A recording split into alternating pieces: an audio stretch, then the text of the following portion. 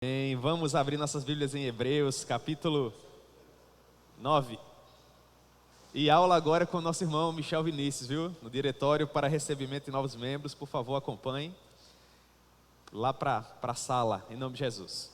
Hebreus capítulo 9, a partir do verso 23. Os irmãos que nos acompanham pela internet, sejam todos bem-vindos também no nome de Jesus. Deus possa falar ao coração de vocês, da forma que falar também ao nosso. Hebreus capítulo 9, verso 23, nós vamos dar continuidade do ponto onde nós paramos no domingo anterior. E hoje nós vamos estudar a respeito da eficácia do sacrifício de Cristo.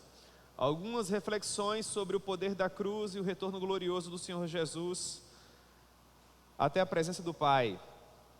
Hebreus capítulo 9, a partir do verso 23, a palavra do Senhor nos diz assim: Era necessário, portanto, que as figuras das coisas que se acham nos céus se purificassem com tais sacrifícios, mas as próprias coisas celestiais com sacrifícios a eles superiores. Porque Cristo não entrou em santuário feito por mãos, figura do verdadeiro, porém no mesmo céu, para comparecer agora por nós diante de Deus. Nem ainda para se oferecer a si mesmo muitas vezes, como sumo sacerdote cada ano entra no Santo dos Santos com sangue alheio. Ora, neste caso, seria necessário que ele tivesse sofrido muitas vezes desde a fundação do mundo. Agora, porém, ao se cumprirem os tempos, se manifestou uma vez por todas para aniquilar pelo sacrifício de si mesmo o pecado. E assim como aos homens está ordenado morrerem uma só vez, vindo depois disso o juízo, assim também Cristo, tendo se oferecido uma vez para sempre para tirar os pecados de muitos, aparecerá segunda vez, sem pecado, aos que aguardam a salvação. Amém? Que Deus possa propor a sua palavra ao nosso coração. Nós vamos orar nesse momento para que o Senhor nos auxilie quanto à compreensão da sua palavra.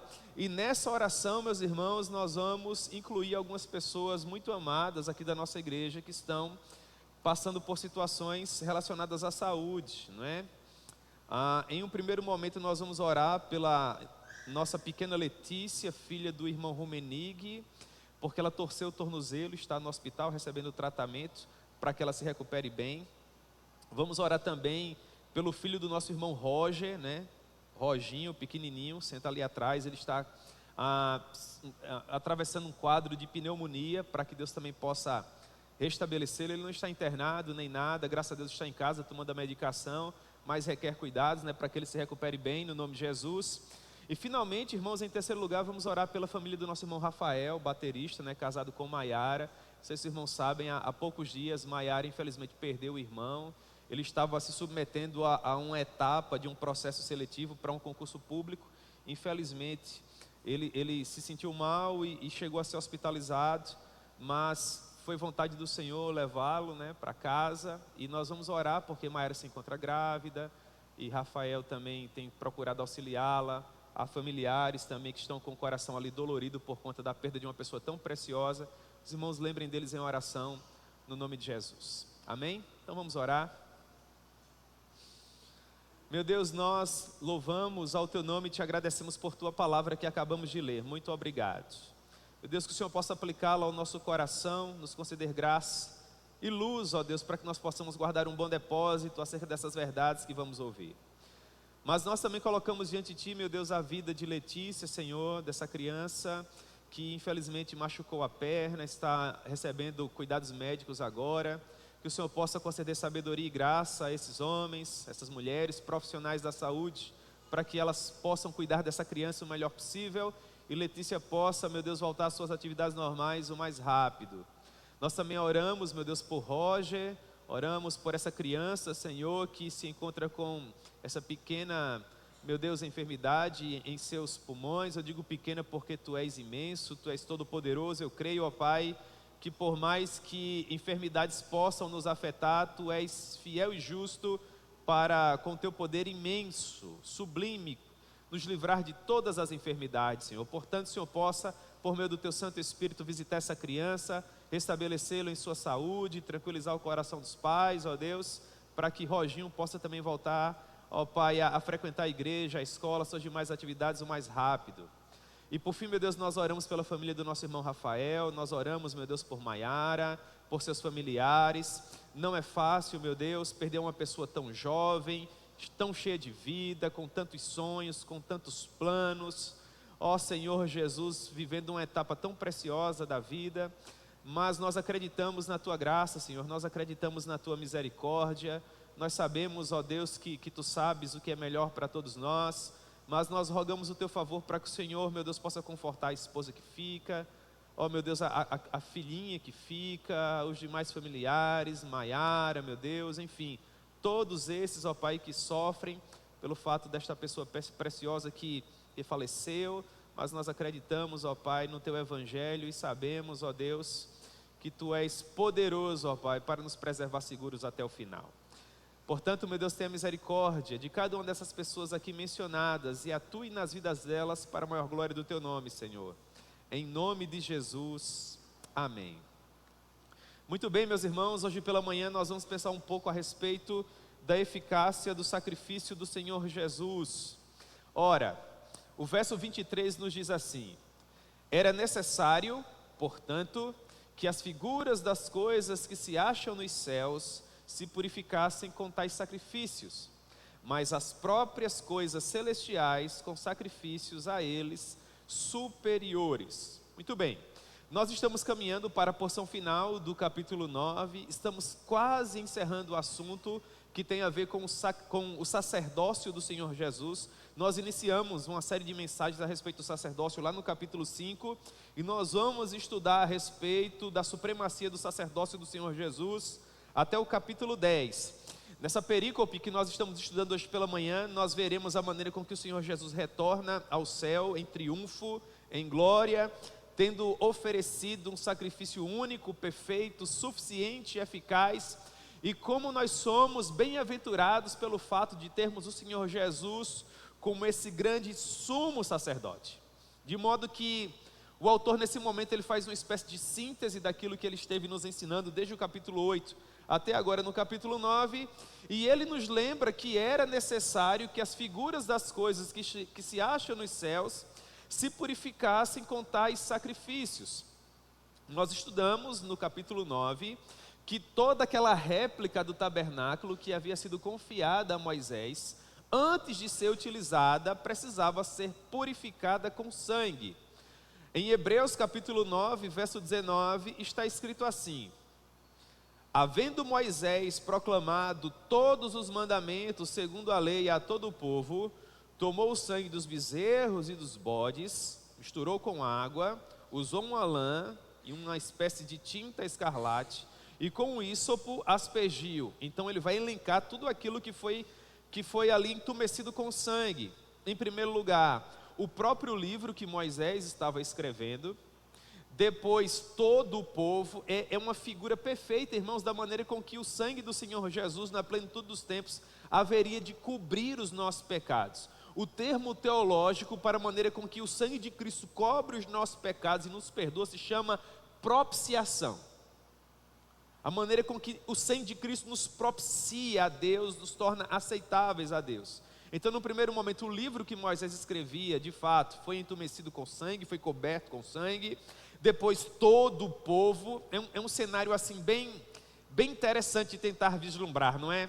Moisés, provavelmente num lugar mais alto, numa espécie de púlpito, palanque, uma rocha, quem sabe, e aquelas pessoas se aproximando de Moisés, e ele com aquele molho, né, aspergindo aquelas pessoas com sangue. E eu creio que se nós estivéssemos naquela multidão, nós teríamos, assim, muita alegria em sermos ali molhados, sim ou não?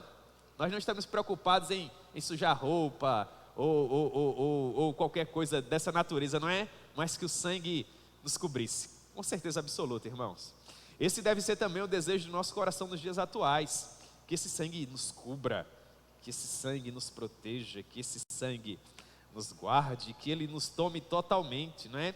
Sempre que eu penso nessa figura do povo sendo coberto pelo sangue, me ocorre aquele ser mitológico, o Aquiles. Vocês lembram do Aquiles? O Aquiles, ele era um semideus, ele era filho de Zeus, junto com uma humana, me parece. ou o contrário, né? Acho que ele era filho de uma deusa como um homem. Agora não me ocorre bem. O fato é que, para protegê-lo, a mãe dele o mergulhou em um rio, né? Mitologia grega. E o fato é que ela teve que o segurar pelo calcanhar para submergi-lo e depois içá-lo. E aquela região onde ela segurou no calcanhar de Aquiles naturalmente ficou sem ser coberta pela água daquele rio mitológico, poderoso. E por ocasião da grande guerra de Troia, não é? Foi justamente ali onde a flecha do exército, não é, troiano atingiu Aquiles, e daí vem a expressão calcanhar de Aquiles, tendão de Aquiles, que tem a ver com esse ponto vulnerável. O que significa dizer, se nós não estivermos completamente tomados pelo sangue do Senhor Jesus, nós seremos sim pessoas vulneráveis, pessoas que não estarão de fato protegidas, porque haverão pontos que não estarão de fato ali espiados, né, protegidos pelo poder poderoso do Senhor Jesus. Portanto, que esse sangue nos cubra. Moisés, portanto, aspergiu o próprio livro, ele aspergiu todo o povo, ele aspergiu o tabernáculo e todos os utensílios sagrados. Porque isso era importante? Porque tudo aquilo seria usado naquele rito sagrado, tanto no átrio como no lugar santo e no santo dos santos. E nós sabemos quão puro e quão santo é o nosso Deus. Portanto, tudo aquilo precisava ser isento de pecado, precisava de fato ser puro.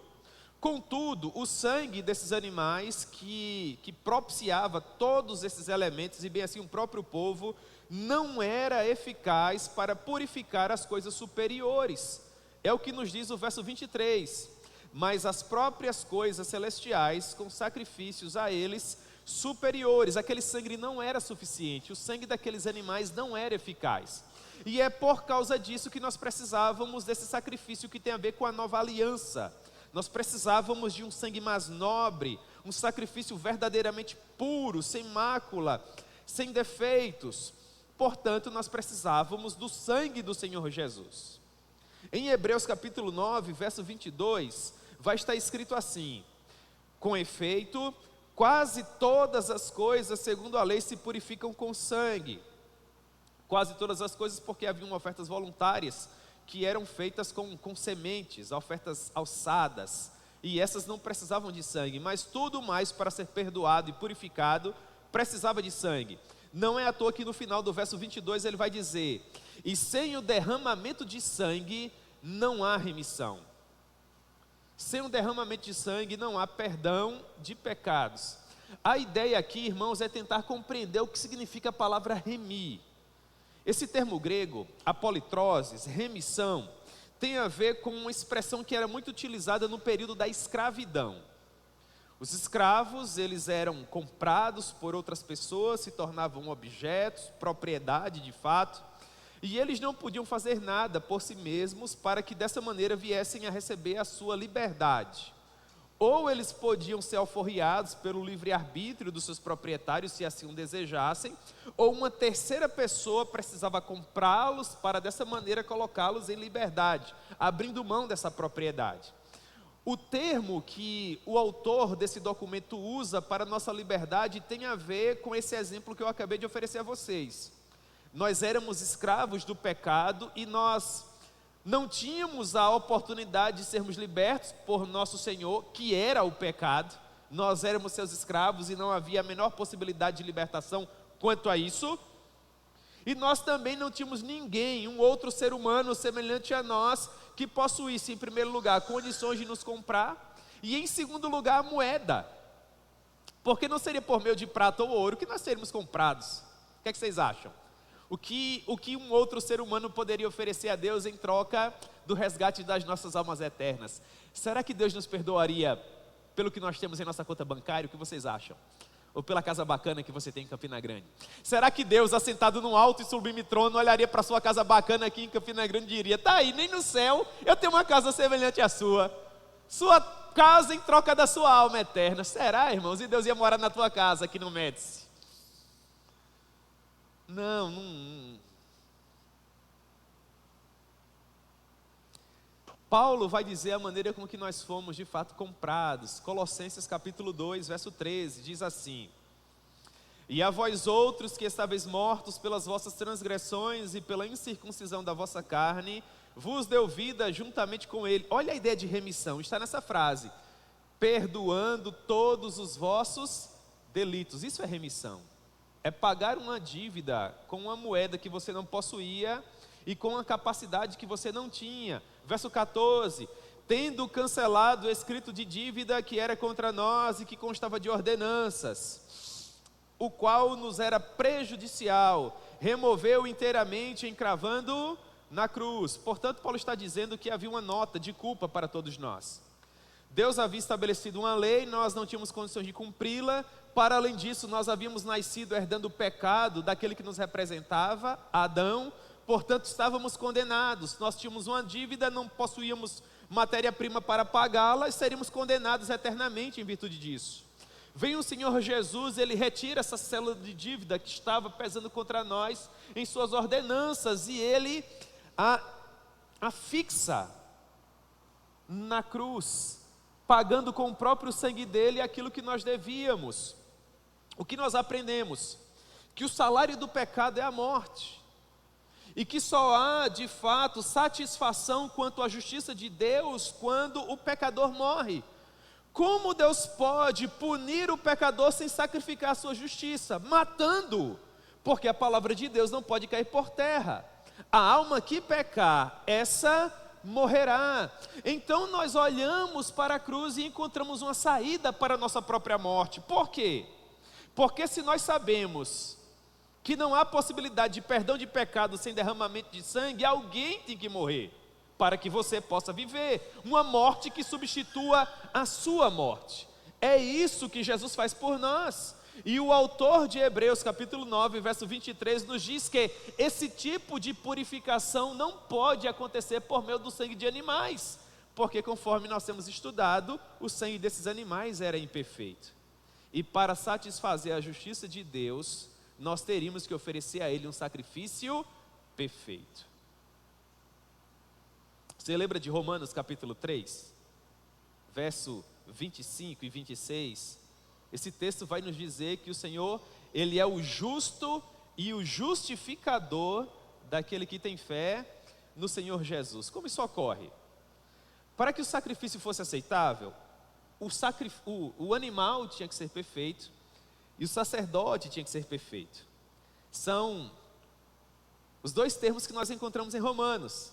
Jesus, Ele é o justo, Ele é o que sofre a ação, Ele é o sacrifício, Ele é o cordeiro, ao tempo em que Ele é o justificador, Ele é aquele que propõe a ação, Ele é aquele que a realiza.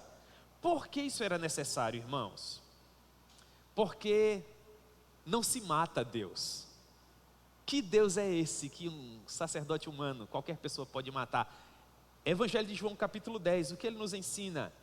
Ninguém pode tirar a minha própria vida de mim, eu espontaneamente a dou. Ele é o justo e Ele é o justificador. Ao tempo em que Ele é o sacerdote, Ele também é o sacrifício, para que dessa forma, aquele rito de fato fosse perfeito. Um sacerdote imaculado, sem pecados, e um sacrifício perfeito, da mesma forma, sem ter sido contaminado pela total depravação que acometeu o universo após a queda do homem. É por isso que aquilo que se encontra nos céus não podia ser purificado por meio de animais meramente terrestres, humanos, falidos, caídos, absolutamente. Nós precisávamos de um sacrifício perfeito. Pedro deixa isso muito claro quando escrevendo a sua primeira carta, ele nos diz assim, 1 Pedro capítulo 1, verso 18, sabendo que não foi mediante coisas corruptíveis, como prata ou ouro, que vossos pais vos legaram, que vocês foram resgatados ou redimidos. Verso 19, mas pelo precioso sangue, como que sem defeito e sem mácula, o sangue de Cristo. É dessa forma que Ele é o justo, oferecendo o seu próprio sangue. E no momento em que Ele se entrega ao Pai, inclinando a sua cabeça, entregando o seu espírito, Ele também é o justificador, é aquele que se oferece a si mesmo em resgate pelos nossos pecados. Vê o Martinho Lutero olhando para textos como esse, E em um documento belíssimo, se depois você tiver a oportunidade de ler, leia. Um texto escrito pelo Martinho Lutero chamado A Controvérsia de Heidelberg. Lutero defendendo a posição vicária do Senhor Jesus. Ele vai dizer o seguinte: Deus é conhecido e adorado na cruz. Todo o seu favor e graça nos são derramados por meio do corpo crucificado de Cristo na cruz do Calvário. Onde o Messias é mais adorado, onde ele é mais glorificado, onde de fato ele cumpre a sua missão? Na cruz, irmãos. O sangue dele precisava ser derramado. Vocês já pararam para pensar por que é que Jesus foi tão duro com o apóstolo Pedro? Perceba, em um momento, Jesus pergunta: o que as pessoas dizem que eu sou? Quem eu sou para a população? E os discípulos começaram a elaborar. Alguns dizem que tu és Elias, outros dizem que tu és um dos profetas. E Jesus pergunta para os discípulos: e quanto a vocês que caminham comigo, vocês que me conhecem, quem vocês acham que eu sou? E nesse momento Pedro diz: tu és o Cristo, tu és o Filho do Deus vivo. E Jesus diz: muito bem, Pedro, não foi carne e sangue que te revelaram, mas foi o Espírito de Deus. Aí Pedro, né? Glória a Deus, aleluia, que coisa preciosa. Poucos versos depois, 5 na verdade, Jesus ele compartilha a respeito da sua missão. Jesus fala da cruz. E Pedro diz: não, Senhor, de maneira nenhuma tu morrerás na cruz. Perceba, em um momento Jesus diz: Pedro, foi o Espírito Santo. Poucos versos depois, o Senhor Jesus, de uma maneira muito dura, diz: arreda, Satanás, afasta-te de mim, Satanás. Pedro agora não foi o Espírito Santo, meu filho. Por que é que Jesus foi tão duro? Porque se Jesus desse ouvidos ao conselho de Pedro, ele fracassaria. A missão de Jesus, irmão, sempre foi morrer. Jesus não triunfou quando nasceu sem pecado do ventre daquela virgem. Jesus não triunfou quando ele foi apresentado com 8 dias de vida, com aquela oferta reservada às pessoas mais pobres. Jesus não triunfou durante toda a sua infância, ou quando ele foi apresentado no templo, ou quando deu aula para os doutores da lei. Ele não triunfou no momento em que iniciou publicamente o seu ministério transformando água em vinho, ou quando suportou todas as tentações às quais sofreu sem jamais cometer pecado, quando qualquer tipo de engano, de maldade, de malícia jamais veio contaminar os seus lábios, absolutamente. Sabe quando ele triunfa? Quando ele sangra por nós na cruz. Aquela é a apoteose da vida dele. E é por isso que ele é tão duro com Pedro, porque nas entrelinhas do comentário de Pedro, o que Pedro estava sugerindo ao Cristo do Senhor, ao Messias, era fracasso. Quando Pedro diz não morra na cruz, em outras palavras ele estava dizendo: fracasse, não cumpra a missão, fique por terra, caia ao longo do caminho, não vá até o fim. Isso é muito chocante para aquele ser que é tão santo, e é por isso que ele é intransigente. Ele diz: arreda, Satanás, afasta-te de mim. Isso é impensável, porque ele veio triunfar, irmãos.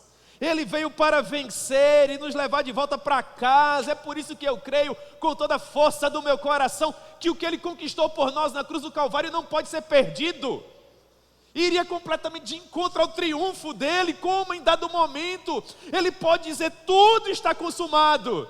E daí a pouco essas almas eternas e preciosas começam a se esvair por entre os seus dedos, pelo fato de elas não terem conseguido perseverar nele. Para mim é impensável. Se ele comprou você na cruz do Calvário, descanse o seu coração na certeza inafastável de que você está completamente seguro, porque você não foi purificado por meio de um sangue de um animal qualquer. Você foi purificado através do sangue do Cordeiro de Deus, sem defeito e sem mácula. Você não foi comprado por prata ou por ouro, mas pelo precioso sangue do Messias. Você está seguro. Ande de cabeça erguida. Não tenha medo do mal que pode te espreitar na próxima esquina. Maior é quem está com você. Isso é libertador, irmãos. Isso é espetacular. Portanto, verso 24: Cristo não entrou em santuário feito por mãos, mera figura do verdadeiro, porém no mesmo céu, para comparecer agora por nós diante de Deus. Sim, é verdade, nós temos esse sumo sacerdote, que não entra numa mera réplica. mas ele entra naquilo que é real, por isso ele é superior. Aquilo que a antiga aliança não podia fazer por nós, visto estar enferma pela carne, isso fez o Senhor Jesus através da nova aliança, não é? E aqui vem um texto que tem a ver com perseverança dos santos, Romanos capítulo 8, não é? O que esse texto diz? Romanos capítulo 8 é, segundo o pastor Hernandes Dias Lopes, o Everest de Romanos, né? Se Romanos é o Himalaia da teologia paulina, o capítulo 8 é o Everest, eu concordo com ele. Mas para mim o Himalaia da teologia paulina é Efésios. E o Everest é o capítulo 2, a partir do verso 12. Mas cada um tem sua opinião, né, irmãos? Pois bem, o que é que Romanos capítulo 8, a partir do verso 2 vai dizer? Porque a lei do Espírito da vida, isso só é conquistado por meio do mérito de Jesus. Porque a lei do Espírito da vida em Cristo Jesus te livrou da lei do pecado e da morte. Perceba, Paulo não está falando de uma possibilidade. Romanos capítulo 8 trata de absolutos. É para que você não reste dúvida de que estás seguro. Você não pode ter dúvida quanto a isso. Ou você está seguro em Cristo ou não está. O sacrifício dele foi perfeito, suficiente e eficaz ou não foi. Paulo está nos dando uma primeira prova de que você está seguro, porque de fato Jesus triunfou e entrou no lugar santíssimo lá no céu. Paulo está dizendo o seguinte: a lei do Espírito da vida, essa nova consciência que você recebeu pelo fato de ter acreditado em Jesus, te livrou de uma vez por todas da lei do pecado e da morte. Por quê? Teologia paulina agora, irmãos, na veia, verso 3. Porquanto, olha a ideia de explicação. Porquanto o que foi impossível à lei, porque era impossível a lei purificar a nossa consciência. Porque era impossível a lei nos livrar de uma vez por todas do poder do pecado e da morte. Paulo vai dizer, porque ela estava enferma pela carne. O que isso significa? Que o sacerdote era imperfeito, a carne dele era doente, não podia de fato sacrificar de modo a fazer com que a justiça de Deus fosse satisfeita. Então a gente tinha que matar aqueles animais todos os dias, por quê? Por causa da enfermidade da nossa carne. Como Deus resolve isso? Verso 3 de Romanos capítulo 8, enviando o seu próprio filho, em semelhança de carne pecaminosa, e no tocante ao pecado, ou seja, 100% homem, igualzinho a nós, contudo, sem pecado, sem essa doença, que nos arrasta irremediavelmente até as profundezas do inferno. Não, Jesus era perfeito.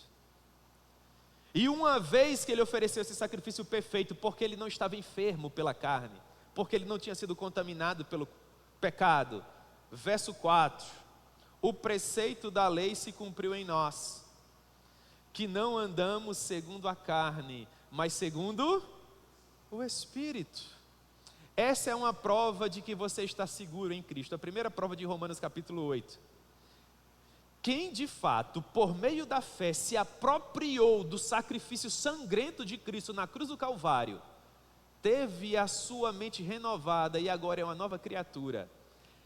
Esta pessoa se inclina para as coisas do Espírito. Não tem como. Toda decisão que ele toma, ele se preocupa em se inclinar para as coisas do Espírito. A ideia é essa mesma aqui de inclinação, de pendor. Você pende para as coisas do Espírito. O cristão nominal, ele não vai se inclinar para as coisas do Espírito. Ele vai frequentar a igreja, ele vai ter alguma atividade na igreja, vai participar de uma coisa, de outra, mas ele vai se inclinar para as questões da carne. Quando ele está na internet, ele vai ver bobagem, ele se inclina para as coisas da carne. Ele não é afetado com uma piada imoral que é compartilhada, ele não se sente triste quando comete algum tipo de pecado que vai de encontro à santidade de Deus, naturalmente. Não, irmãos, ele sente remorso, quem sabe, mas não é suficiente para de fato fazê-lo sofrer, fazê-lo chorar, fazê-lo perder o sono, fazê-lo perder a paz. Não é algo que corta na carne dele, porque ele ainda não possui uma nova natureza para sofrer por Emanuel. Mas o cristão que se inclina para as coisas do Espírito, ele está preocupado em fazer com que o namoro dele sirva para a maior glória de Deus, e bem assim o seu noivado e o seu casamento. Ele quer ser um bom marido, não para dar uma satisfação à sociedade, absolutamente, porque ele sabe que aquilo é o seu sacerdócio. E ela quer ser uma boa esposa porque a palavra de Deus assevera que ela precisa ser essa auxiliadora idônea. É adoração, irmãos, é serviço, é para o cordeiro, não é meramente para o marido. Ele é só uma ferramenta dentro dessa grande economia do reino. E essa pessoa é um bom funcionário, e se for o dono, é um bom patrão, e bem assim, um bom cidadão, porque ela se inclina para as coisas do Espírito, e o pecado é um acidente na vida dela. Porque quem se inclina para as coisas do Espírito, segundo o apóstolo Paulo, esse tem o Espírito, e se tem o Espírito, é filho de Deus. Mas se não acontece dessa maneira, não há pregador poderoso, pastor piedoso, igreja comunitária que faça com que você se incline para as coisas do Espírito. Nós, enquanto seres humanos, nós até insistimos, nós caminhamos juntos e nós oramos. Irmãos, coração de pastor é essa coisa preciosa. E ele vai insistir, óbvio, é o sacerdócio dele, mas ninguém provoca isso. É obra santa, só por meio da ação soberana de Deus.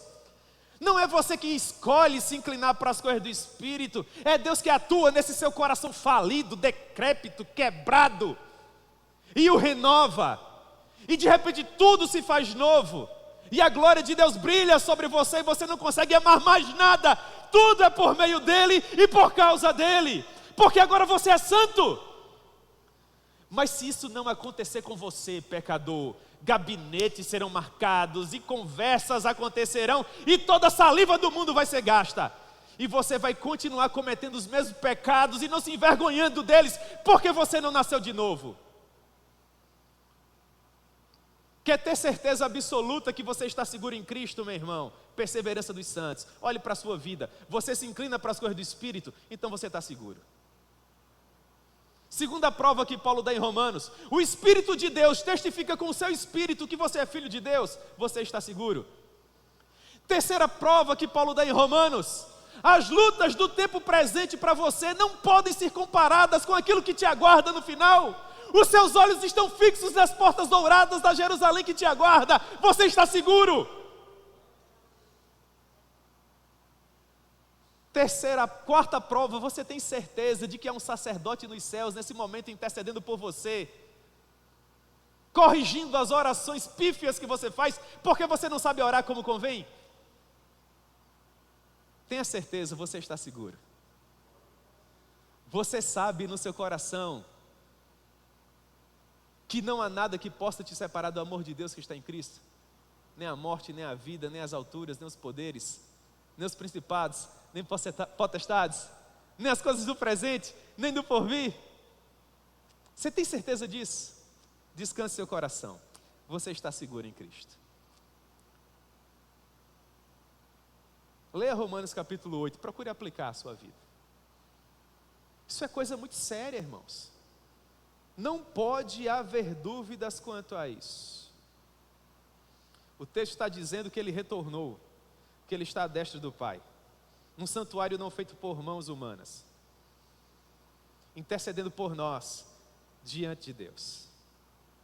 Ele tem poder para isso.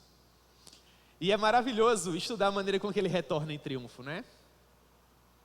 Porque ele veio como servo sofredor, mas agora ele reina como o grande imperador do universo. E João, ele teve um insight dessa visão, desse retorno. É um texto que é muito precioso ao meu coração. Em Apocalipse capítulo 5, nós temos a corte celestial, Deus com a história da humanidade em suas mãos, de todo selada com 7 selos, e Deus está propondo qual ser em todo o universo teria condições de se apropriar dessa história para redimi-la. João nos diz assim: vi na mão direita daquele que estava sentado no trono um livro escrito por dentro e por fora. Para os judeus e gentios daquela época, um documento completo, por conta do valor envolvido, do papiro, era escrito por dentro e por fora, né? Hoje em dia a gente pega uma folha de papel, começa a escrever, erra, rasga a folha, joga fora. Naquela época isso era um crime, porque tudo era muito, o pessoal escrevia no verso, no antiverso, todo lugar.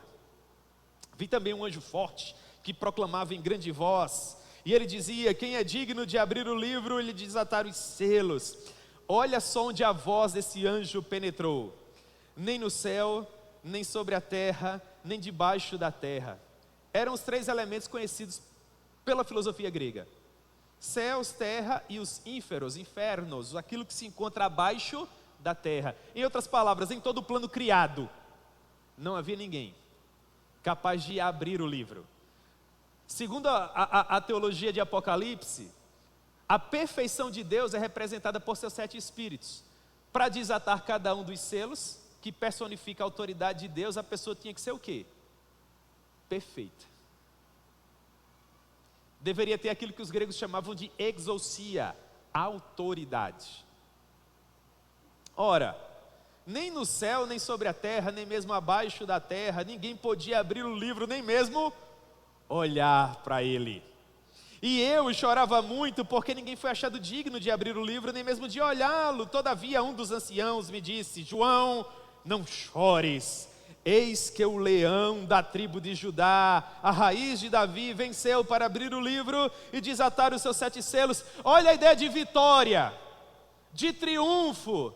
E aí ele vai dizer no verso seguinte: então vi no meio do trono e dos 4 seres viventes e entre os anciãos de pé um cordeiro que havia nascido, é isso? Um cordeiro que havia realizado milagres, é assim que está escrito. Um cordeiro que jamais cometeu pecados, é isso que está dito aí? Não, onde é que ele triunfa? Qual a apoteose da sua vida? Onde ele é mais glorificado? O ancião diz: eu vi de pé aquele que havia morrido. Isso é triunfo, irmãos. Triunfo, essa é a ideia de triunfo do Evangelho. O cordeiro tinha aspecto de que havia morrido. E ele tinha autoridade. Na antiguidade, os córnos, os chifres, denotavam poder. Sabe os vikings? Os capacetes dos vikings, né? Tinham chifres assim enormes. Quanto maior, mais autoridade, mais poder. Aqui no Nordeste é uma coisa jocosa. Na mitologia nórdica e na palavra de Deus é uma coisa poderosa. E Jesus não possuía 1 ou 2. Dentro dessa simbologia ele possuía 7. Autoridade perfeita. Poder supremo. Os gregos chamavam de cosmocrato. Ele é o governador do universo. E ele possuía esses 7 chifres, bem como 7 olhos, que são os 7 Espíritos de Deus enviados por toda a terra. E no momento em que ele aparece ali, irmãos, eu creio que aqui nós poderíamos encaixar o Salmo 27, sim ou não? João olha para trás, ele vê aquele que foi morto, mas que agora estava vivo, com 7 chifres e 7 olhos. E quando ele olha para esse ser, seria muito interessante se nós pudéssemos encaixar um coral dizendo: quem é este Rei da Glória? É o Senhor forte e poderoso, Ele é o Rei. Levantai, ó portas, as vossas cabeças, para que entre. Quem é o Rei da Glória?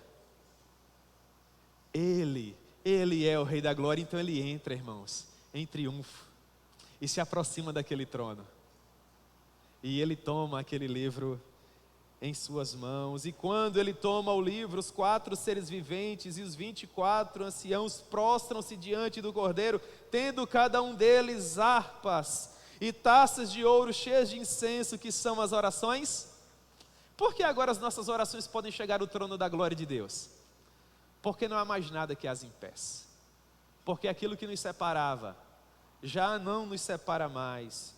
E eles entoavam um novo cântico dizendo: digno és de tomar o livro e de abrir os selos, porque nasceste sem pecado. É assim? Porque fostes apresentado ao 8º dia? Ou porque és da raiz de Jessé, da tribo de Judá, és o lírio dos vales, és a estrela da manhã? Não. Qual foi o preço? Porque ele é digno. Porque ele não deu ouvidos ao conselho de Pedro.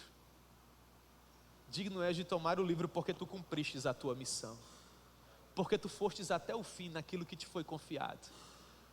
Porque cumpristes a tua parte no contrato eterno. Vocês já leram um sermão de Spurgeon chamado O Sangue do Concerto Eterno? Os puritanos, eles tinham a ideia de que a trindade imanente, quando nada havia, entrou em uma espécie de contrato, onde cada figura, cada pessoa da trindade faria a sua parte.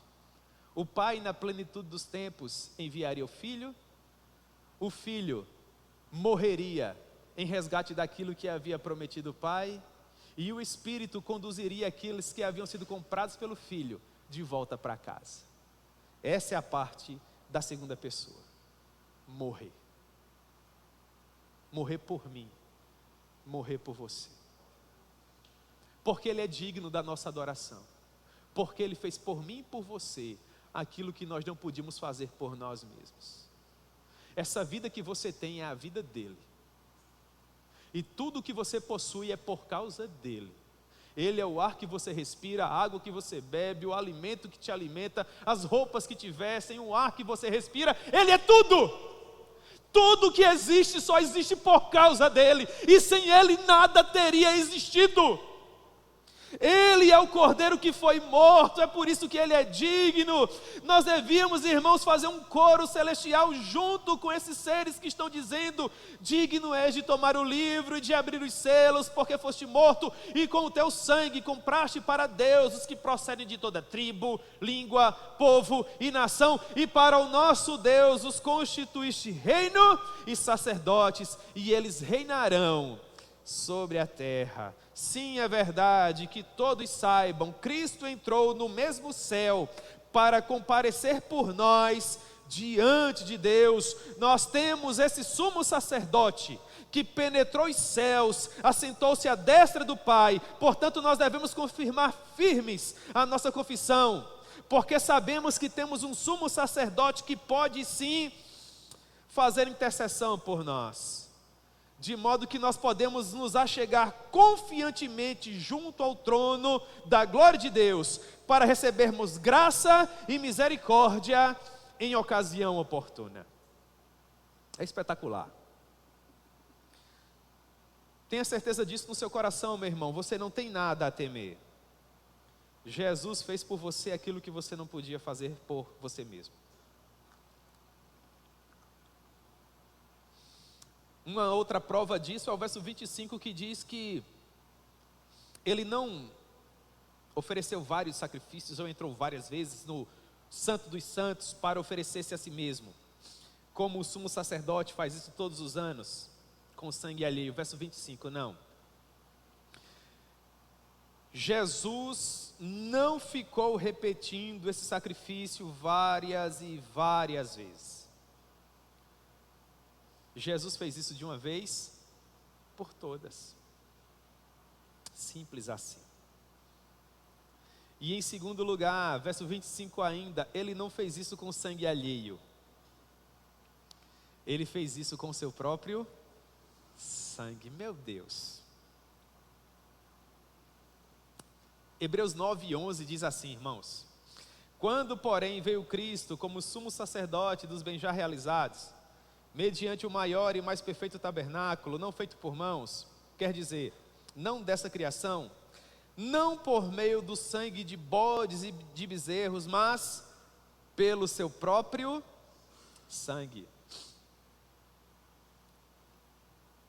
Se nós fôssemos analisar pedagogicamente, imagine que, como Janeiro nos ensinou, há a Arca da Aliança e aquela tampa se chama propiciatório, e há os querubins. Os querubins guardam o caminho para o Éden. Vocês lembram? Que Deus colocou um querubim ao oriente e ao ocidente impedindo. Eles são simbolizados na tampa do propiciatório. E para onde eles estão olhando? Para Deus. Porque Deus é o que há de mais belo no universo. Seres celestiais perfeitos possuem o poder de olhar para Ele. Portanto, eles não devem olhar para nenhum outro lugar, a não ser para Ele. Sabe por que o céu será tão belo? Porque nós estaremos olhando para Ele. Por toda a eternidade, você não vai olhar para nenhum outro lugar. Deus não nos amaria tanto se Ele nos permitisse perder a atenção dEle. Ele é a delícia do céu, né, irmãos? Então nós vamos olhar por toda a eternidade para Ele. E a glória dEle nos iluminará. Por isso é o céu. Até então, irmãos, aqueles querubins que estavam ali na presença de Deus enxergavam um sangue imperfeito de terceiros, que não eram suficientes para afetar o coração de Deus, porque Deus é santo, e santo, e santo. Mas na plenitude dos tempos, aqueles querubins presenciaram um acontecimento único. Porque entrou um sumo sacerdote naquele lugar. Não com sangue de animais, mas com o próprio sangue dele. E no momento em que aquele sangue foi aspergido naquele propiciatório, cobrindo os nossos pecados, representados pela lei que estava no interior da arca, que nos punia, que era a cédula que nos era contrária, nesse momento, irmãos, a justiça foi satisfeita. Quem sabe aqueles querubins olharam e disseram: então é ele o desejado de todas as nações, o Rei dos reis, o Senhor dos senhores. E por que eles ficaram tão maravilhados assim? Porque o sacrifício de Cristo foi perfeito. Olhe para o verso 26. Se não tivesse sido perfeito, seria necessário que ele entrasse naquele lugar várias e várias vezes, desde a fundação do mundo. Mas isso não foi necessário, porque uma única vez foi suficiente. A parte final do verso 26 diz: agora, porém, se cumprem os tempos. Agora, porém, ao se cumprirem os tempos, se manifestou uma vez por todas, para aniquilar, pelo sacrifício de si mesmo, o pecado. Paulo diz que, Romanos capítulo 5, por um homem entrou o pecado no mundo e destruiu a vida de todos. Assim como também por meio de um homem veio a salvação para todos aqueles que nele creem. Aqueles que acreditam em Jesus, sobre eles é destruído o poder do pecado. E agora nós somos livres, porque somos servos da justiça. Como é que isso acontece, irmãos? Romanos capítulo 6, vocês lembram? Espiritualmente falando, nós somos unidos a Cristo na semelhança da sua morte. Mas não apenas a semelhança da sua morte, nós também somos unidos a Ele no seu sepultamento. Significa dizer que a lei tem poder sobre um homem enquanto ele está vivo. Mas se ele morre, se desfaz a aliança, quebra-se o pacto, cai por terra a lei. A lei tinha poder sobre nós enquanto nós estávamos vivos, sendo descendentes de Adão. Mas no momento em que, espiritualmente falando, nós somos unidos a Cristo em sua morte e em seu sepultamento, aquela velha aliança se desfez. Não é isso que Paulo nos ensina em Romanos capítulo 7? O homem está ligado à sua mulher pelos laços do casamento enquanto está vivo. Mas se um dos cônjuges morrer, a aliança é desfeita. E aquela pessoa que permaneceu está livre para contrair novas núpcias. Não é assim que Paulo nos ensina?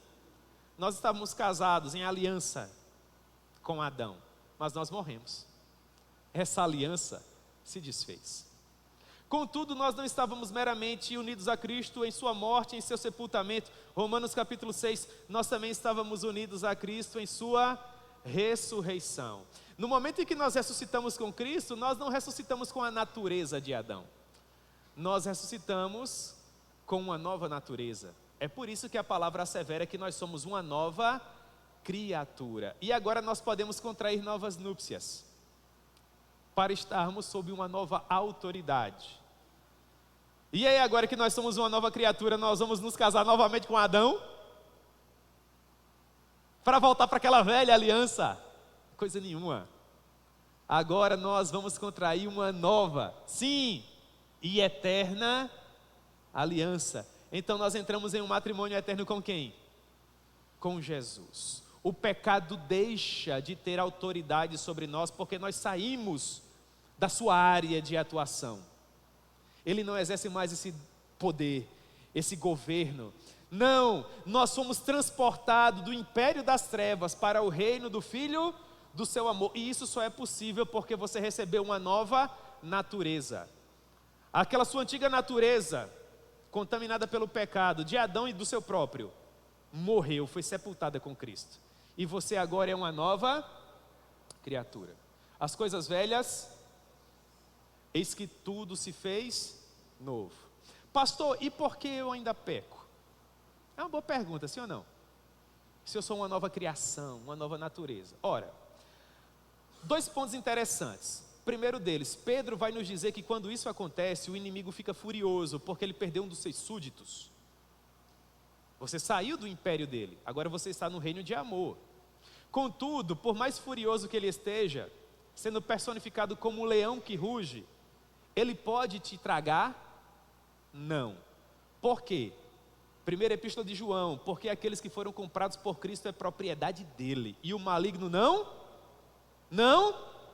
lhe toca. Contudo, o que é que o inimigo pode fazer? Ele pode, do império dele, convidar você, entendeu? E ele não faz isso com aquele capuz e aquele forcado na mão, aquela carranca do demônio, coisa nenhuma. Ele vai fazer isso com uma página da internet, com um meme, com uma piada. Ele vai fazer isso com um homem bonito, com uma mulher bonita. Ele vai fazer isso com um objeto, com um bem de consumo, com algum tipo de prazer humano. E o que é que vai acontecer? Você vai se deixar seduzir pela concupiscência dos olhos, pela concupiscência da carne, pela soberba da vida. Você vai se deixar seduzir, você vai se deixar dominar, e com as suas próprias pernas você vai atravessar. Você vai voltar àquela antiga prática para fazer aquilo que desagrada a Deus, emprestando o seu corpo, os seus membros como instrumentos de iniquidade. Só que esse pecado, para quem nasceu de novo, para quem é nova criatura, não possui o poder de anular a vitória do Calvário, porque você já possui uma nova mente, você já possui um novo coração. O pecado não é premeditado, o pecado não é agendado, você não tem prazer no pecado, você se deixou seduzir, foi um acidente de percurso terrível. E quando você peca, isso afeta a sua mente, afeta o seu coração, porque você não pertence mais a esse mundo, você não pertence mais a essa autoridade, a esse governo. Dói na sua mente, dói no seu coração, você não encontra um lugar de paz, você não consegue se alimentar, você não consegue dormir, você faz o seu leito nadar em suas lágrimas, os seus ossos secam dentro de você, até que finalmente você reconhece que errou e pede perdão. E o que é que ele faz quando você se arrepende? Ele te perdoa e você volta, porque no sangue do Filho Ele perdoou os pecados que você havia cometido, os pecados de agora e até os pecados todos que você vai cometer até o final da sua vida, porque há poder suficiente no sangue de Jesus para perdoar pecados. Contudo, no momento em que nós estamos fazendo essa transição, nos deixando seduzir e pecando, nós não pecamos contra a lei que nos condenava, que provava que nós éramos terríveis. Não, irmãos, no momento em que você atravessa, você peca contra aquele que sangrou por você das 9 horas da manhã até as 3 horas da tarde para te libertar da prostituição, para te libertar da devassidão, do vício, de todo tipo de mal, das garras de Satanás, para que você deixasse de ser uma marionete, para que você deixasse de procurar felicidade onde você nunca havia de encontrar, para abrir os seus olhos, para transformar o seu coração, para fazer de você um pai melhor para os seus filhos, um esposo melhor para a sua esposa, um filho melhor para os seus pais. Você peca contra isso, contra esse sangue, contra esse sumo sacerdote que está lá intercedendo por você. Por isso Paulo diz: verdadeiramente o amor de Cristo nos constrange. Como Ele é generoso, como Ele é paciente, como Ele é amoroso, irmãos. E há muitas pessoas que vivem por aí achando que são senhores do seu próprio destino, não sabem de nada.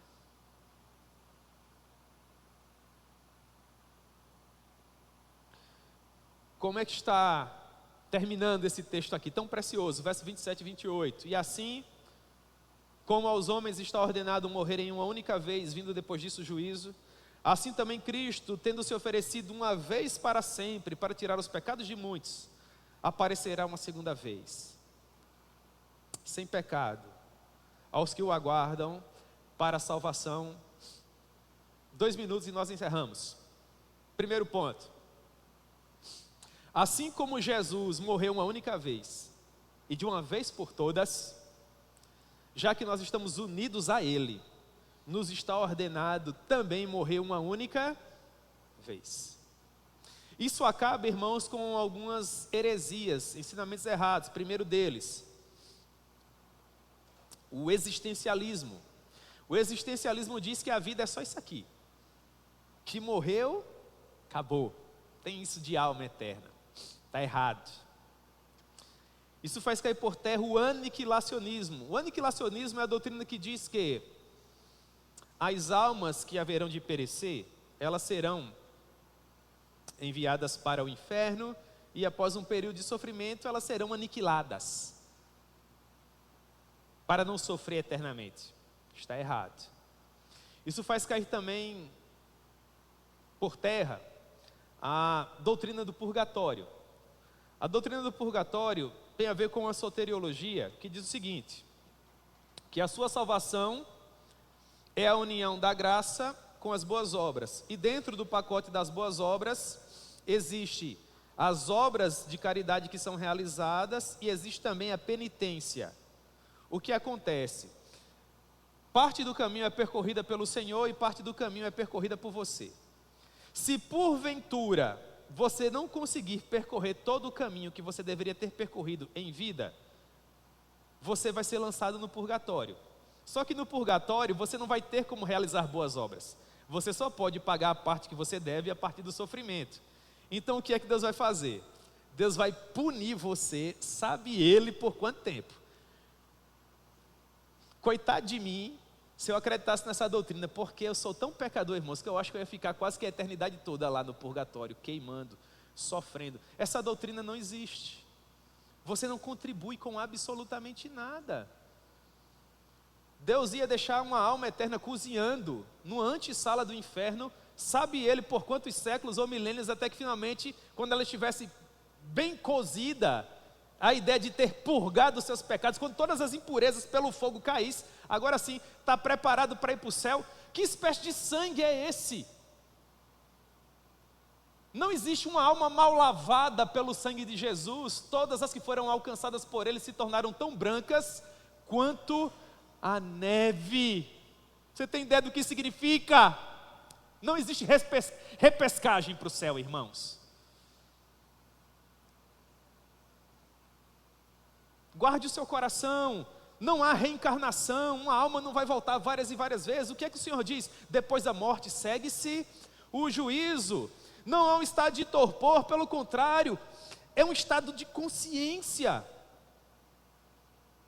Esse é o primeiro ponto. Qual o segundo? Ele voltará. Ele voltará em triunfo para buscar aqueles que esperam por Ele. Que fantástico, não é, irmãos? Que fantástico. Há muitas pessoas que esperam pelo Senhor com muita convicção. Ainda ontem eu viajei para um compromisso e eu e a Raíssa conversávamos com uma família muito preciosa ao nosso coração e um colega compartilhava a respeito da experiência dele com o Covid. E a época que ele teve Covid, ele ficou muito mal, irmãos, uma situação assim de partir o coração. E ele havia acabado de ser papai, estava com uma filhinha de 3 meses à época, né?